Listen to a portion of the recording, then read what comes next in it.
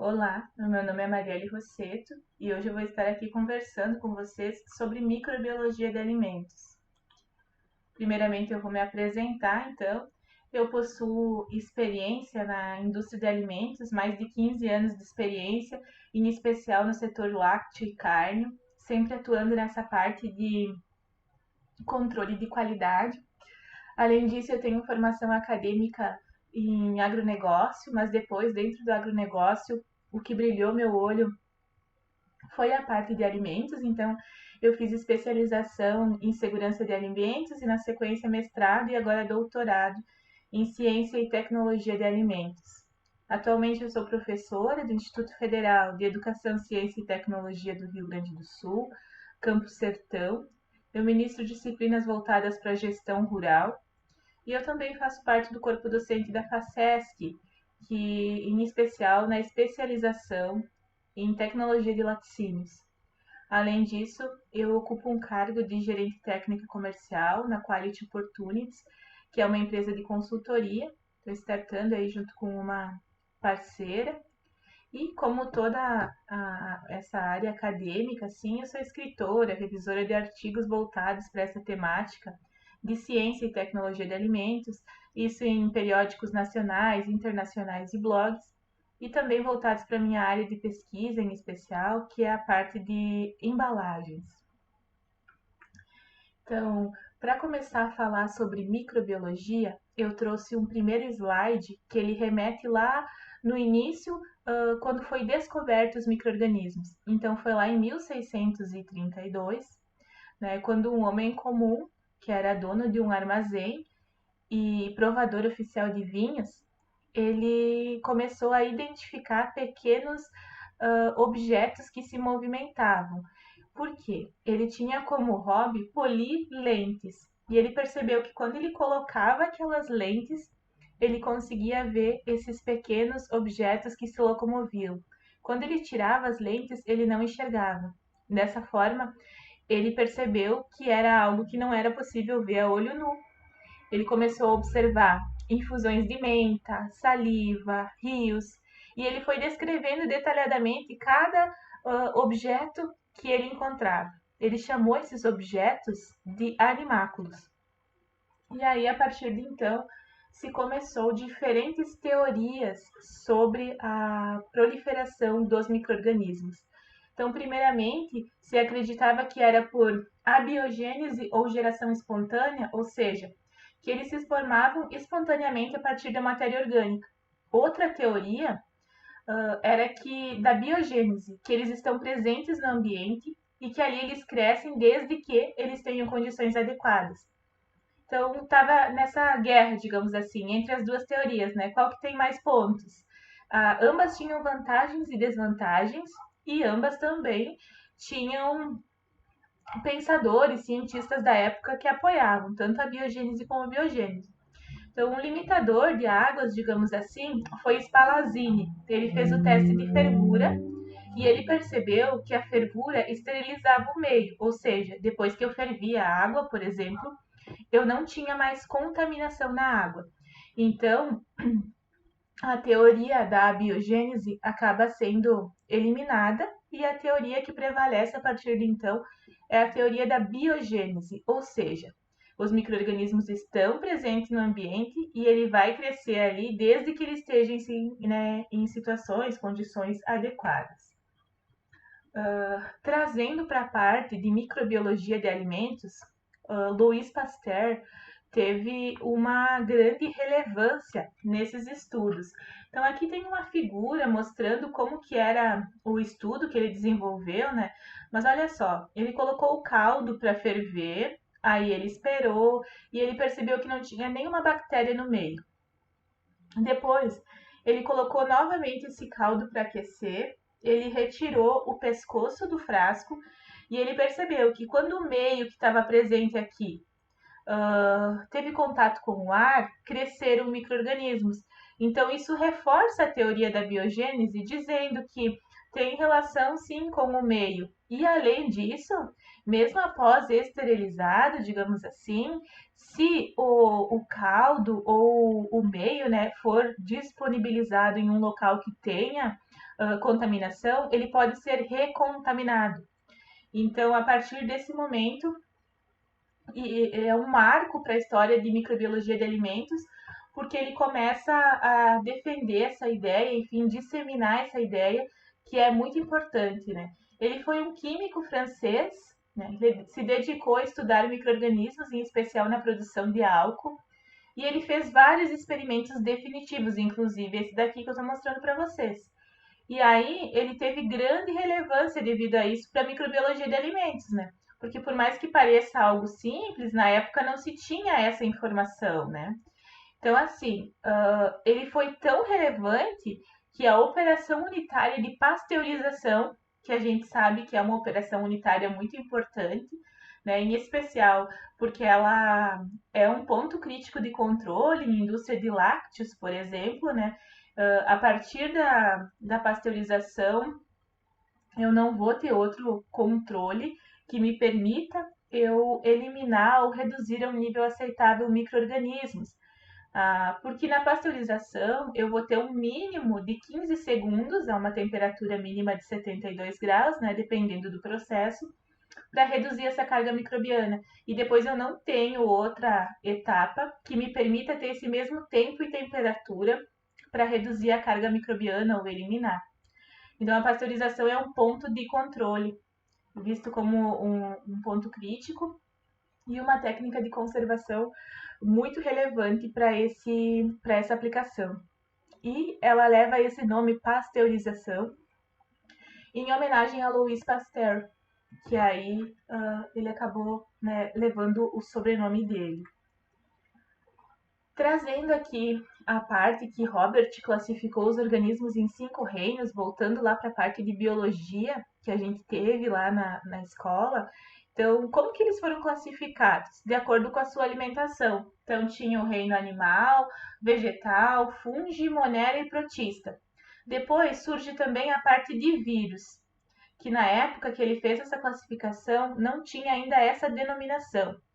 Mas assim, quais que são relevantes para a indústria de alimentos, assim, que é algo que a gente vai se preocupar e vai comentar hoje? Os fungos e as bactérias. A gente vai entrar num detalhamento maior sobre como eles funcionam. Então, eu trouxe essa figura para que a gente possa lembrar que uma célula, seja ela do micro-organismo, ela sempre vai ter várias partes. Então, aqui tem os centríolos, o núcleo, ribossomo, retículo endoplasmático, citoplasma, lisossoma, mitocôndria, complexo de Golgi, mas o que mais importa para nós é a membrana celular. Por isso que eu já deixei essa setinha aqui piscando para ela. Por quê? Porque quando eu quero eliminar um microorganismo, eu preciso romper a membrana celular dele, para que o agente que eu estou utilizando, seja ele físico, químico, enfim, possa penetrar a membrana celular e eliminar o microorganismo. Por isso que ela é tão importante e que eu trouxe, né, como que é a estrutura da célula, para que a gente possa partir desse princípio bem básico. Então, trazendo para a microbiologia de alimentos, né, ressaltando a importância dela, os micro-organismos, eles são encontrados em todos os lugares. Mas até centenas de anos atrás, né, quando ainda não existia o microscópio, as pessoas passavam mal e não se sabia por que elas estavam passando mal, porque nem se sabia da existência dos micro-organismos, né? Então, a pessoa ficava ruim por ter ingerido alimento contaminado e não tinha uma medicação adequada. Muitas vezes a poluição no próprio esgoto e tudo mais causava doenças nas pessoas porque não tinha água encanada. Então, assim, não se pensava nessa possibilidade de contaminação das pessoas pelo ambiente, pelos alimentos. Então, era algo que era remoto, assim. Então, o que, que mudou daquele momento até hoje?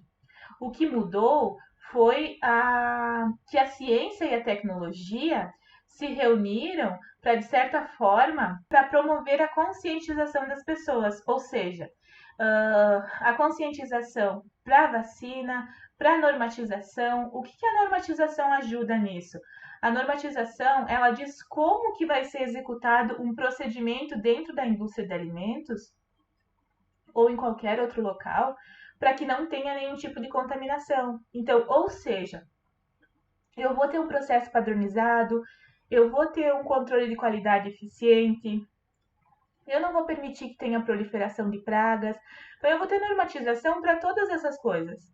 Hoje, a normatização ela é bem relevante e é aplicável a toda a indústria, né? Então, a gente tem a Anvisa, tem o Ministério da Agricultura, que vai estar aí tanto na parte animal como vegetal, trazendo informações, normatização bem relevante, né? E que precisam ser seguidas. Mas assim, se eu digo, tem uma vacina, né, que pode ser usada como algo corretivo ou até mesmo preventivo, né? Na verdade, preventivo. E eu tenho a normatização. Isso só é suficiente?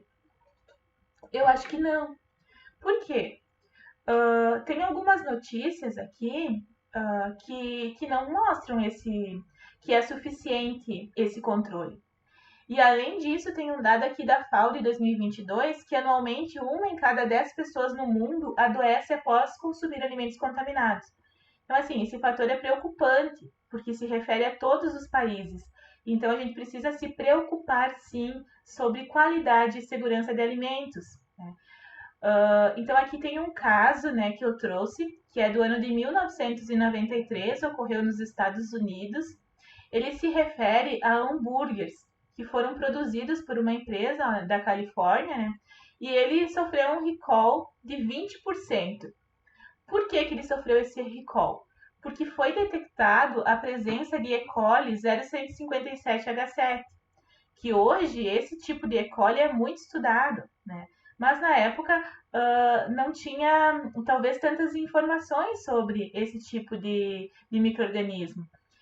Sempre que acontece um surto, que acontece algo que vem de certa forma para gerar um conhecimento nas pessoas. Então, teve esse caso, depois o conhecimento sobre isso, o estudo sobre isso se amplia de modo preventivo, claro, para evitar que isso ocorra. Né? Então, assim, o sorotipo dessa 0157H7, ela pertence ao grupo das E. coli enterohemorrágica. E essa E. coli, ela produz toxina e ela pode causar doença chamada colite hemorrágica. E essa colite, ela resulta num quadro conhecido como síndrome urêmica hemolítica, ou seja, é grave para a saúde. Ela pode causar sintomas graves ou morte. Nesse caso dos hambúrgueres, ela atingiu cerca de 700 pessoas e causou 4 mortes. Então, teve indenizações pagas assim de 50 milhões de dólares. Então, é algo bem relevante, assim, preocupante, na verdade, que precisa ser considerado, precisa ter atenção, sim, porque o que prejudica aí? Não é só a pessoa que consumiu, é a empresa que vai ter um desfalque gigante aí, né? É os funcionários da empresa que talvez vão perder o emprego, é a sociedade. Então, depois, mais adiante, a gente vai falar sobre isso, sobre como que esses fatores impactam na sociedade no geral. Outro caso, agora trazendo um exemplo aqui do Brasil, é que os funcionários do hotel no Recife são indiciados por intoxicação alimentar. Esse caso aconteceu no ano de 2005, no hotel do Recife, aqui no Brasil. 70 pessoas passaram mal e uma criança de 9 anos morreu. Na época foi coletado cerca de 62 amostras para analisar, né, dos alimentos que foram servidos lá, e 22 amostras estavam contaminadas. Então, assim, dos exemplos que eu trouxe, um era no hambúrguer e o outro era aqui, quando foi servir para o consumidor. Isso significa que precisa se preocupar com microbiologia de alimentos desde a elaboração lá na indústria ou até mesmo no setor primário, né? Quando eu começo um processamento de leite, por exemplo, eu devo evitar qualquer tipo de contaminação microbiológica, até mesmo no consumidor final. No momento ali que o restaurante vai servir, que ele vai cozinhar o alimento e vai dispor para as pessoas consumir. Então tem que ter essa responsabilidade, essa conscientização em todos os elos e não só em uma parte. porque senão não se tem um resultado eficaz, né? Além disso, trazendo para esse ano, né? Então, não notícias de mortes, mas sim de empresas que realizaram recall. Tem duas empresas de chocolate, uma que foi bem difundida, assim, a notícia, né?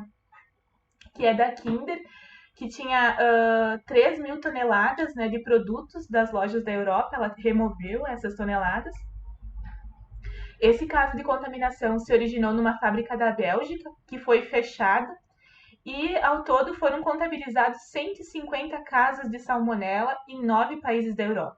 Então esse fator é bem preocupante. Eu particularmente adoro Kinder.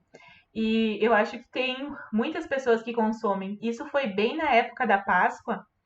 E eu lembro, assim, nos outros anos chegar nos últimos dias, assim, como eu sempre faço na correria para comprar os chocolates e tudo mais, e não tinha esses, pelo menos não aqui na minha cidade, esses ovos que eram melhores, assim, né? Como o Kinder. E nesse último ano tinha. Então eu disse, olha só o reflexo disso. As pessoas veem a notícia e ficam com receio de consumir. Por mais que a Anvisa tenha informado que não era esse que estava aqui no Brasil, né? Por mais que tenha tido, né, difundido todo essa informação que se tratava da fábrica da Bélgica, que não tinha nada a ver, as pessoas ficam com receio e isso acaba causando um certo desconforto para a empresa, porque ela perde de vender. Tem outra notícia aqui que a Anvisa determina o recolhimento de chocolates importados da marca Elite, também por suspeita de salmonela. Então, ambas em chocolates, presença de salmonela. Então, é importante, né, que a gente conheça sobre os possíveis micro-organismos que estão presentes em cada matriz, né? Então, a gente viu que no chocolate várias vezes que ocorreu, né, a presença de salmonela.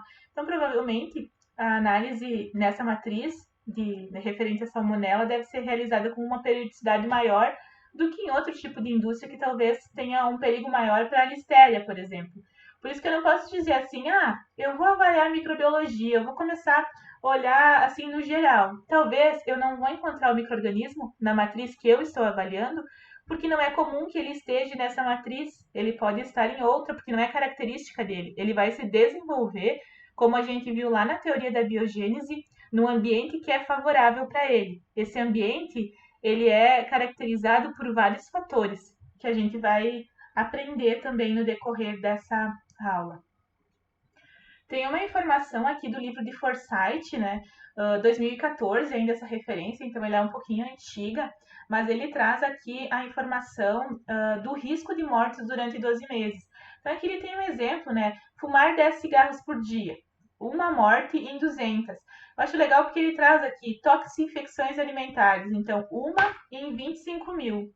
Então esse número é um dado relevante, inclusive esse livro de Forsyth super recomendo, né? Ele é Microbiologia da Segurança de Alimentos, onde eu tirei essa informação, e ele traz muitas informações relevantes para quem quer conhecer mais sobre esse tema.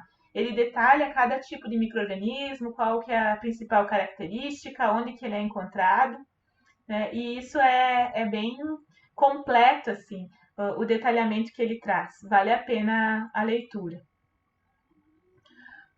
Então, aqui, ressaltando aí qual que é o impacto das contaminações, então, no consumidor, né? Nós, enquanto consumidores, qual que é o impacto que tem para nós?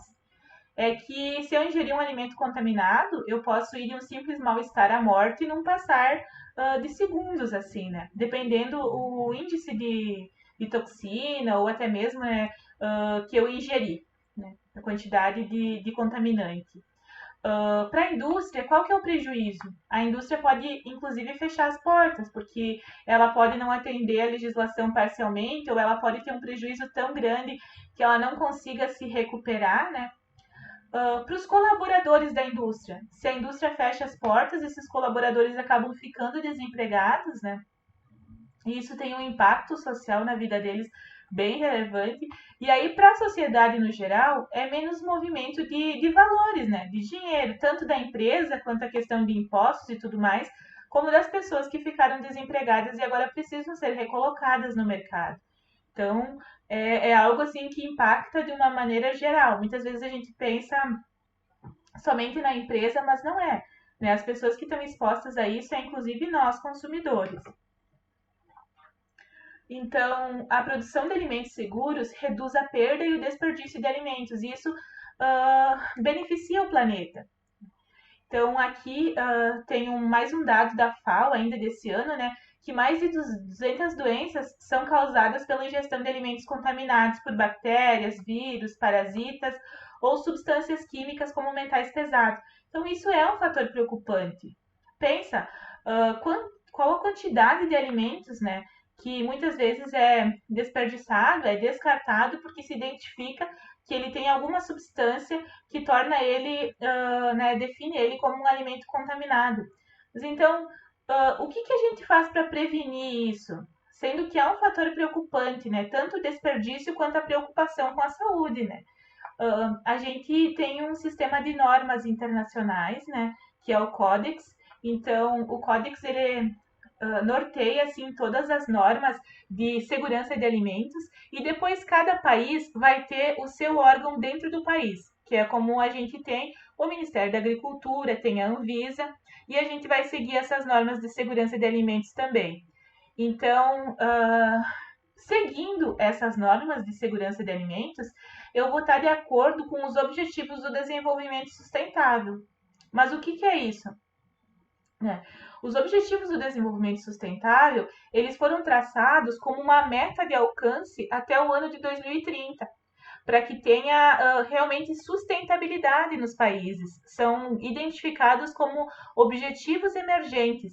Então, eu me preocupar com a segurança de alimentos, eu seguir as normas do Códex, isso vai estar ligado com o objetivo de saúde e bem-estar, né? Ou seja, eu vou estar preocupada com a saúde das pessoas que estão consumindo, com o Fome Zero e agricultura sustentável. Por que o Fome Zero? Porque eu quero reduzir o desperdício. Se eu tenho um alimento seguro, de qualidade, não tem por que eu descartar ele. Ele vai durar todo o shelf life dele e eu vou conseguir fazer um bom uso dele. As parcerias entre meios de implementação, né? Então, é para o desenvolvimento mesmo na indústria. E ainda o 12, deixa eu voltar aqui, que se trata do consumo e produção responsável. Então, assim, cada um de nós é responsável por o que consome, né? Então, se eu consumo um alimento, eu vou me preocupar tanto com a origem desse alimento, como com o descarte até mesmo da embalagem, porque a sustentabilidade, ela não está vinculada somente ao viés ambiental. Ela está vinculada ao viés ambiental, ao viés social, econômico, né? Então eu preciso me preocupar, né, no consumo, né? Eu querer algo de qualidade, né? Mas eu também ser uma pessoa que atua nisso, né? Ter um consumo responsável. Né? E aí depois que eu consumir, enfim, também seguir a mesma linha de raciocínio, assim, de ter um descarte adequado, de também consumir o alimento conforme as indicações que tem no rótulo, porque de nada adianta o alimento ser fabricado com todas as instruções no rótulo, por exemplo, miojo. O miojo é algo que ele está prescrito no rótulo, que ele precisava ser fervido, né? E tem pessoas que comem o miojo como se fosse um salgadinho, entende? Não é isso que está descrito no rótulo. Então, assim, eu preciso ter um consumo consciente no sentido de eu preparar o alimento conforme está descrito, para que eu tenha um alimento seguro, nesse sentido também.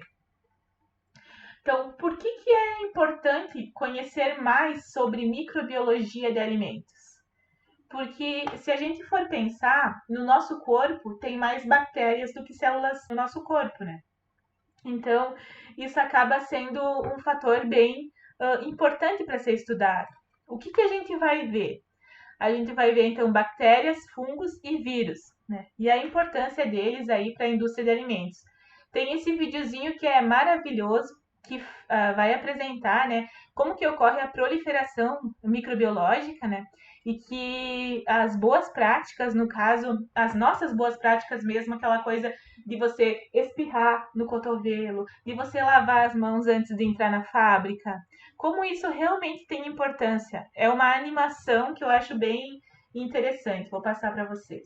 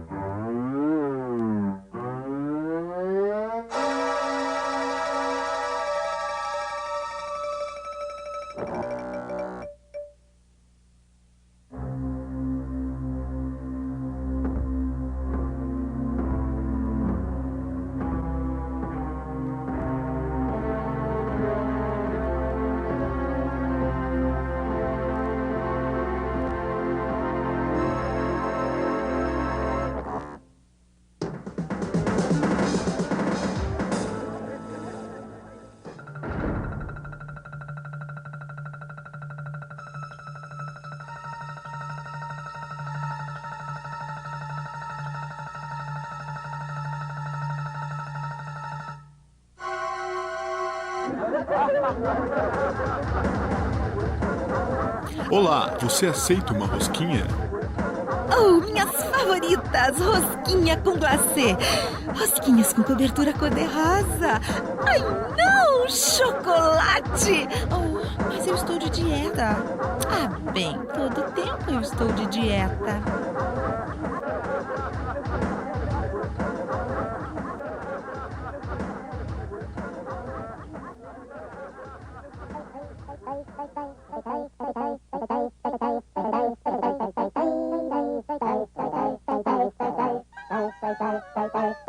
Oh, por favor, onde é que posso lavar as minhas mãos? No fundo do corredor tem um lavabo. Ah, obrigada.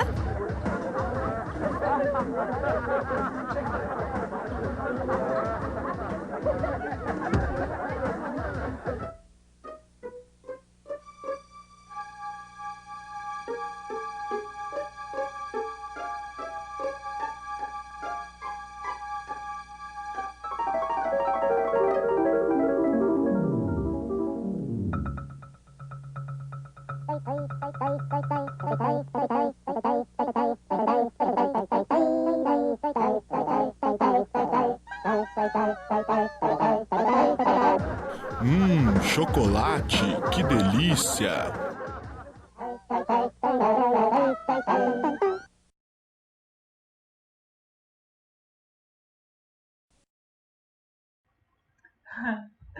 Não, eu adoro essa animação, porque ela mostra exatamente como que acontece, né, a contaminação por micro-organismos. Então, o primeiro espirro lá, que não foi realizado da forma indicada, né, já contaminou a mão, depois a maçaneta, e aí mostra o exemplo de uma pessoa. Mas pensa assim, se fosse algo real, quantas pessoas que não iam pegar na maçaneta daquela porta. Então, essa uma pessoa, ela já contaminou 3 biscoitos, que poderiam ser mais 3 pessoas que iam consumir. Ela já se contaminou, pegou na porta do banheiro, né? Na porta do banheiro também é um local onde várias pessoas vão tocar, né? E ainda foi lavar a mão ali, apertou na saboneteira, enfim, para higienizar a mão. Então, isso foi um boom, assim, de proliferação causada apenas por uma pessoa, né? Então, só para a gente pensar mesmo. Agora, eu vou detalhar um pouquinho sobre cada tipo de micro-organismo, né, que a gente vai falar, né, da parte da indústria de alimentos. Então, as bactérias, elas são amplamente distribuídas na natureza, né, ela é responsável por doenças tanto em homens como animais. Elas podem atuar na deterioração, né, de alimentos, mas elas também podem ser como coadjuvantes tecnológicos, ou seja, tem algumas bactérias que elas podem ser usadas para a produção de alimentos, como é o caso de vinhos, pães e tudo mais. Como que é a estrutura dela? Mas é para conhecimento mesmo. Então aqui tem toda a parte externa dela, né? A parede celular, a cápsula, as fímbrias, enfim, como que é toda a estrutura, a questão do flagelo. Aí depois tem as diferentes formas que ela pode aparecer, seja cocos, dipococos, esporos, streptococcus, estafilococcus, bactéria flagelada, vibriões, bacilos e esperilos. Então, também é mais um detalhamento sobre as bactérias. Além disso, as bactérias elas podem formar biofilmes. Então, assim, o que é um biofilme? É uma comunidade de micro-organismo que fica incrustado em uma matriz constituída de polímeros orgânicos, ou seja, vai aderir numa superfície. Então, aqui eu tenho uma aderência de matéria orgânica e isso vai acumulando micro-organismos, a gente pode ir acompanhando aqui embaixo os estágios, né? Mas ela vai acumulando a ponto de depois realmente sair e contaminar mais o ambiente em si. Geralmente as pessoas se preocupam, né? A indústria se preocupa com isso por pontos mortos dentro de tubulação, né? Que não podem ser bem higienizados e isso permite que acumule matéria orgânica que pode formar um biofilme. E aí depois a remoção dele é um pouquinho mais difícil de remover. Então, quais que são os micro-organismos que são formadores de biofilmes, que podem aderir ali na superfície, enfim, e criar uma família, digamos assim. Então, tem o Pseudomonas, micrococos, bacilos, listeria, salmonella, E. coli. Por que é tão preocupante para a indústria de alimentos a formação dos biofilmes? Aqui ele está mostrando também, né, uma figura de como ele fica aderido na superfície, né? A indústria se preocupa por quê? Porque ele vai aderir, isso não vai permitir que seja feita a higienização adequada dessa superfície, acaba encrostando ali, né? E reduz a vida útil do equipamento, né? Vai gerar um maior gasto de energia devido a isso, né? Ele vai ter uma parte encrustada, então a transferência de calor, por exemplo, pode ser reduzida, vai causar perdas devido à contaminação de produtos, vai causar alteração organoléptica, né? E acelerar também os processos químicos como rancificação, por exemplo. Ele pode proporcionar o desencadeamento de surtos, né, de contaminação por micro-organismos patogênicos, como a gente viu aí, a salmonella, e é um dos micro-organismos que são formadores de biofilmes. Então, os biofilmes são esses que ficam aderidos sobre a superfície, que eles formam, digamos, uma família e que é difícil de remover. E, geralmente, são as bactérias, né? E os esporos são as bactérias que são resistentes a fatores estressantes, né? A condições estressantes, ou seja, a bactéria acaba ficando resistente, ela é resistente a situações adversas, elas esporulam, né? Elas pertencem geralmente ao gênero Bacillus ou Clostridium. Os esporos, eles se mantêm dormente por um longo período, depois eles podem ser reativados, né? Eles são resistentes a calor, a radiações ionizantes, compostos químicos, desidratação, congelamento. Então, é muito importante que se tenha uma monitoria no processo para que não tenha presença de esporos, porque depois eliminá-lo é algo que é um pouquinho mais grave. Então, como que se faz isso? Se eu tenho uma análise de bacilos que está dentro do padrão especificado, automaticamente eu não vou ter esporos de bacilos, porque eu não tenho o micro-organismo bacilo no meu produto. Então, isso também é uma forma de monitoria. Aqui tem alguns exemplos de deterioração, né? Então, por exemplo, deixa eu ver qual exemplo que a gente poderia falar. Clostridium. O Clostridium, como que vai ser a característica de um alimento enlatado que possui Clostridium? A lata vai estar estufada. Qual que é o tipo de alimento? Então, alimentos de origem proteica, ácidos ou de baixa acidez. Como que ocorre a deterioração? Proteólise. E a alteração no alimento? Sim. Presença de gás e odor de putrefação. Vamos ver outro micro-organismo. Bacilos. A embalagem ou a lata não vai ter estufamento. Os alimentos envolvidos são produtos ácidos, por exemplo, derivados de tomate. A deterioração é por presença de flat sour. E as alterações do alimento é leve mudança de pH, produção de ácido, sem produção de gás. Se percebe que diferentes micro-organismos têm matrizes diferentes que eles vão se desenvolver, condições diferentes e formas diferentes de eu conseguir evidenciar ele. Enfim, esse material depois eu posso deixar aqui disponível para consulta e ele tem um tabelado aqui de diferentes micro-organismos. Agora, falando um pouquinho sobre fungos, né? Eles são maiores e mais complexos que as bactérias. Então, a complexidade deles, inclusive, se dá se a gente for avaliar aqui essa figura. Olha a quantidade de possibilidades que se tem. Olha que lindinho esse daqui. É um fofo, né? Então, é assim, alguns são deterioradores de alimentos com atividade de água entre 0,60 e 0,90, são eucariotos. Existem dois tipos de fungo de interesse na indústria de alimentos: as leveduras, que são unicelulares, e os bolores, que são pluricelulares.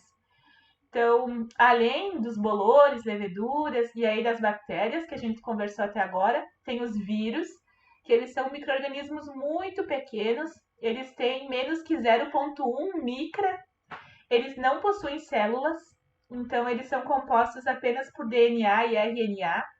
Eles multiplicam-se somente a partir de uma célula viva, mas eles podem sobreviver num meio inerte. Lembra quando a gente falava do Covid, que ele poderia ficar presente aí na superfície por tantas horas? Né? Então, assim, tem alguns bacteriófagos que causam problemas nas indústrias que trabalham com culturas de micro-organismos na fabricação do alimento. Por exemplo, queijos e iogurtes, mas geralmente a preocupação se dá mais na parte de bactérias, fungos, e fica por essa limitação. Aqui tem uma identificação de matérias-primas, alimentos e grupos de contaminantes mais comuns. Mas antes disso, eu acabei pulando aqui uma parte, eu vi que estava estranho, né? Acabei pulando uma parte após a tabela, que são os fatores que influenciam o crescimento microbiano. Então, seja fatores intrínsecos do alimento ou fatores extrínsecos. O que são fatores intrínsecos?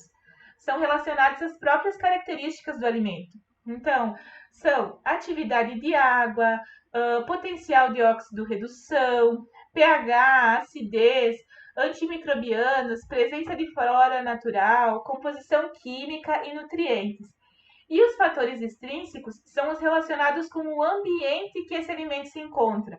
Então, seja a temperatura, a umidade, a composição atmosférica e até mesmo a embalagem. Então, tudo isso é determinante, né, para o crescimento dos micro-organismos. Então, agora sim, eu mostro a tabela para vocês, que é sobre matérias-primas, alimentos e grupos de contaminantes mais comuns. Então, o grupo de hortaliças, por exemplo, ele tem um pH de 4,5, atividade de água menor que 0,95 e vai ter o crescimento de bactérias. Então, dificilmente eu vou encontrar em hortaliças, fungos filamentosos e leveduras. As frutas também, elas têm a mesma característica e ela tem presença de bactérias. E aí tem algumas frutas também que têm a presença de fungos filamentosos. Grãos não vai ter tanta presença de bactérias, mas mais de fungos. Carnes em geral, bactérias. Requeijão não está sinalizado. Ervilha em conserva, bactérias. E bacalhau salgado e iogurte, fungos filamentosos e bolores e leveduras. Essa tabela é da referência de Ribeiro et al. 2018. Então, traz o dado assim que, para quem é leigo nesse assunto, conhecer um pouquinho mais, esse livro também traz informações bem relevantes assim para embasamento. Então, aqui tem um chamado especial para a temperatura. Então, a temperatura é um fator preocupante, sim, na indústria de alimentos, principalmente relacionada à proliferação bacteriana. Então, a gente tem as faixas de crescimento aqui do micro-organismo. Quando eu falo aqui, ó, em congelamento, o micro-organismo está aqui, ó, dormindo. Então, eu tenho um alimento e eu vou congelar. Eu não mato o micro-organismo, ele dorme. Quando eu começo a resfriar o produto, o micro-organismo vai acordando, digamos assim.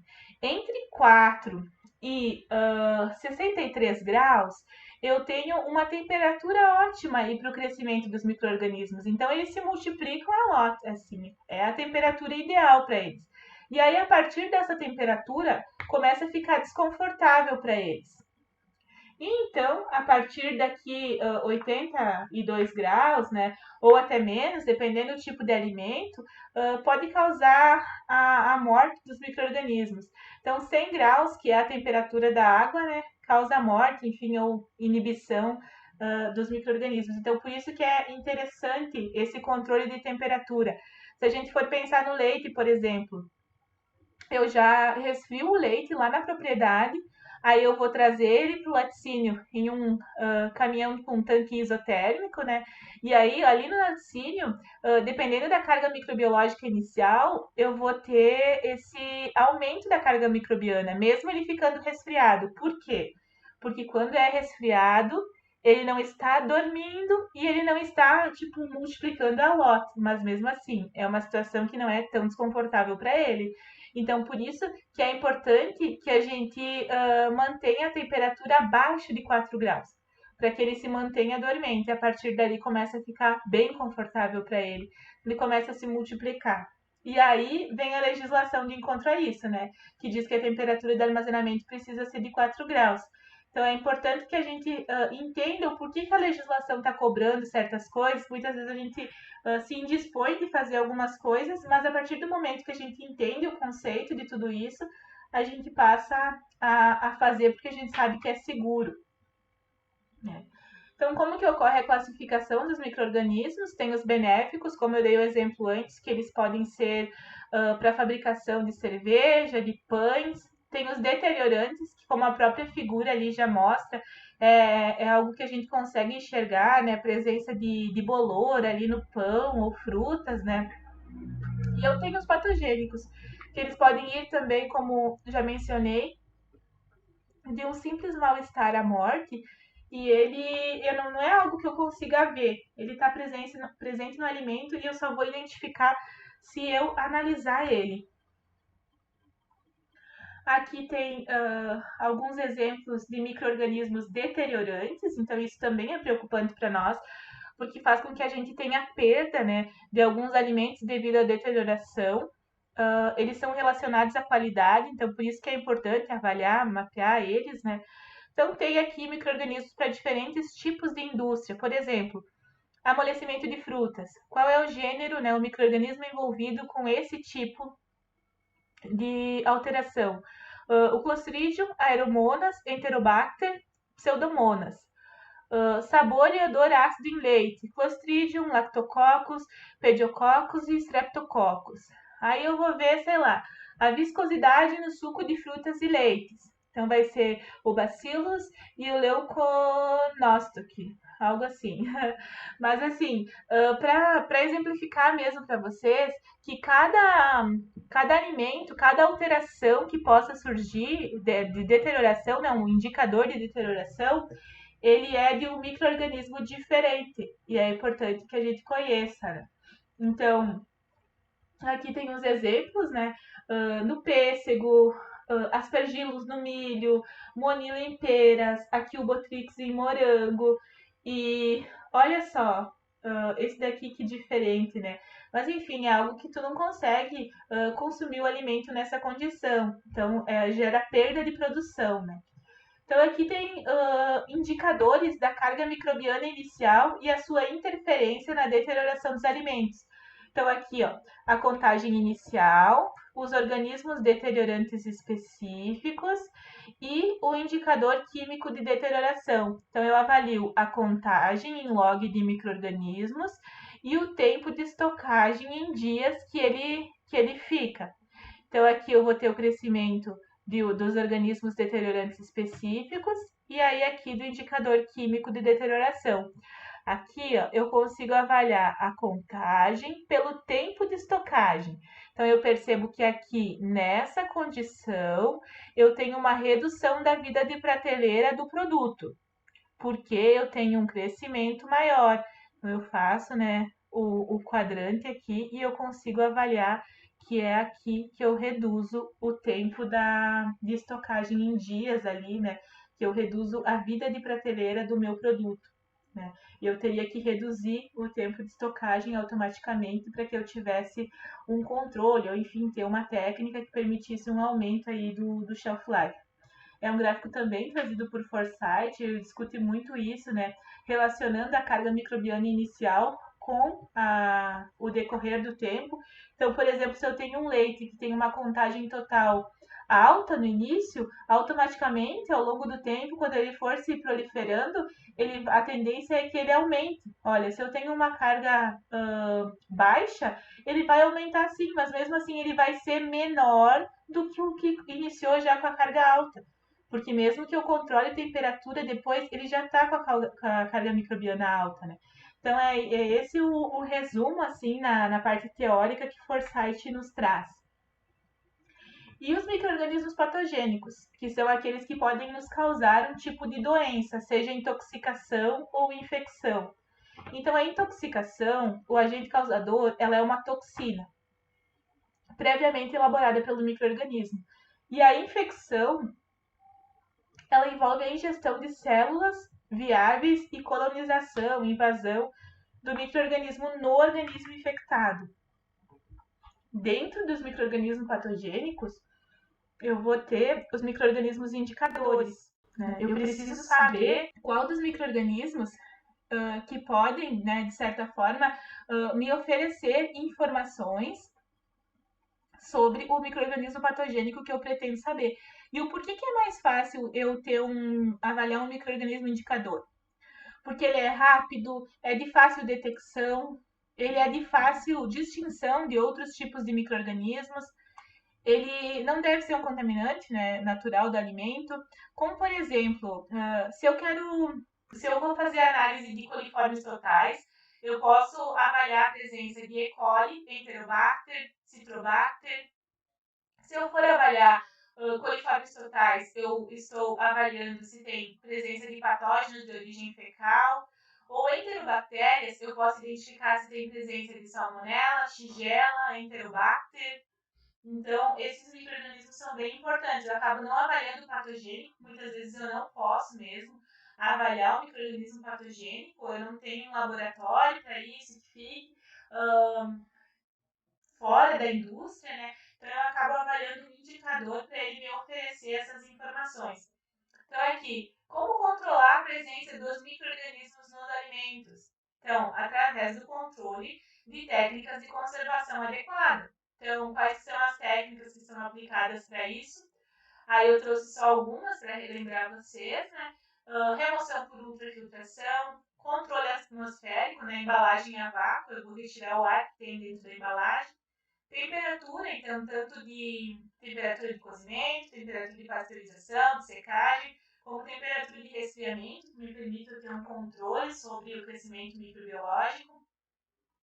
Aí a parte de desidratação, adição de conservante químico, irradiação, que também é uma técnica de conservação.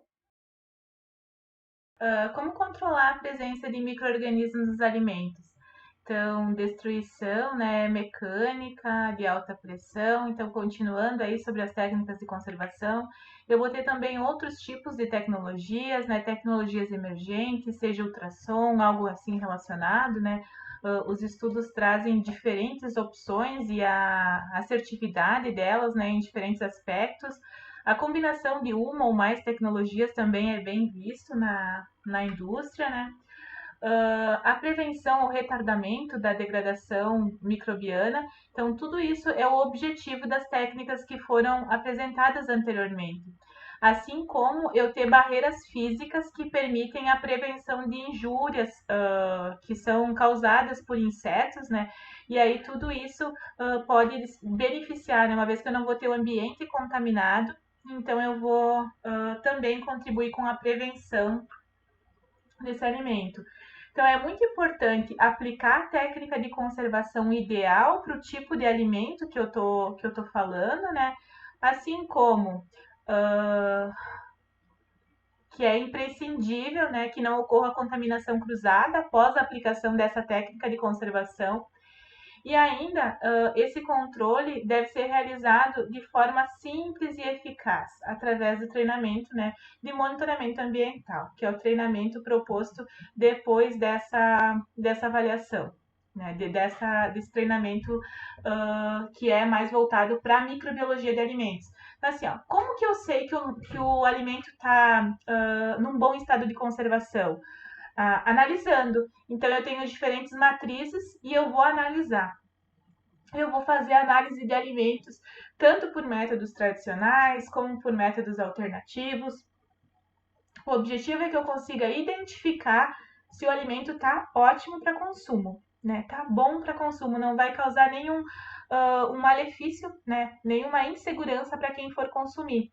Então, de onde vêm esses micro-organismos? Esses micro-organismos vêm do ambiente, né? Uma vez que eu apliquei a técnica de conservação correta no meu alimento, o micro-organismo só vai poder ser recontaminado por condições ambientais.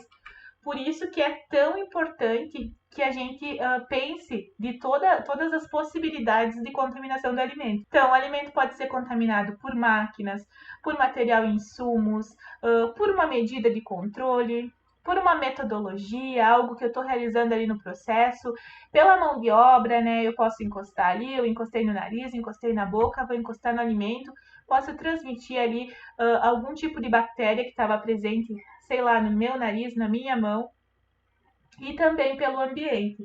Devido a todas essas possibilidades, né, de contaminação, é que a gente estuda sobre monitoramento ambiental. Eu particularmente adoro esse tema, né? Como que a gente consegue controlar tudo isso, né? Então eu vou simplesmente fazer análise, mas eu vou fazer análise, eu vou ter um controle antes, mas isso é algo assim que eu vou analisar e o alimento já está pronto, né? Então como que eu previno que ocorra qualquer tipo de contaminação? É eu tendo uma operação unitária de conservação eficiente? Sim. Mas é eu tendo um monitoramento ambiental também. O que o monitoramento ambiental permite? Que eu mapeie pontos específicos do meu processo que podem causar algum tipo de contaminação cruzada para o alimento e que dessa forma eu consiga analisar o ambiente, né, e prever qualquer tipo de contaminação. Por exemplo, eu vou avaliar a tendência do ambiente, eu vou avaliar a sala de invase, eu vou avaliar sala de concentração, eu vou avaliar outras salas. E quando eu ver que eu tenho uma carga microbiana que está subindo, que a tendência dela está ascendente, já vai ligar meu sinal de alerta. Já vai indicar para mim, vamos dar uma cuidada aqui. Eu vou ter ações para isso. Eu posso higienizar o local, sanitizar, enfim, eu posso ter uma ação antes que o alimento seja contaminado. Por isso que é muito importante essa parte de monitoramento ambiental. Tanto é que tem um treinamento disponível sobre isso, o monitoramento ambiental como uma ferramenta de prevenção à contaminação cruzada. Então, ele vai detalhar, ensinar realmente a elaborar um procedimento, né, um manual, enfim, de monitoramento ambiental com todos os detalhes, com tudo que precisa ser visto. Então, para finalizar essa primeira parte assim de microbiologia de alimentos, é mais uma parte introdutória, claro, né, com algumas características, enfim, que a gente possa aí conversar, debater sobre, né? Eu deixo uma frase que a aprendizagem ela não é obrigatória, ela é voluntária, mas para sobreviver a gente precisa aprender. Então, assim, é muito importante que a gente continue sempre nesse ciclo de aprendizado, que a gente esteja a cada pouco tempo conhecendo coisas novas, identificando possíveis aplicações para que a gente possa melhorar como profissional, que a gente possa conhecer mais coisas, que a gente tenha mais embasamento para discutir. Então, assim, qualquer dúvida que vocês tenham a respeito dessa fala, eu fico à disposição. Agradeço a atenção de vocês, para quem chegou até aqui o final do vídeo, né, assistindo esse workshop.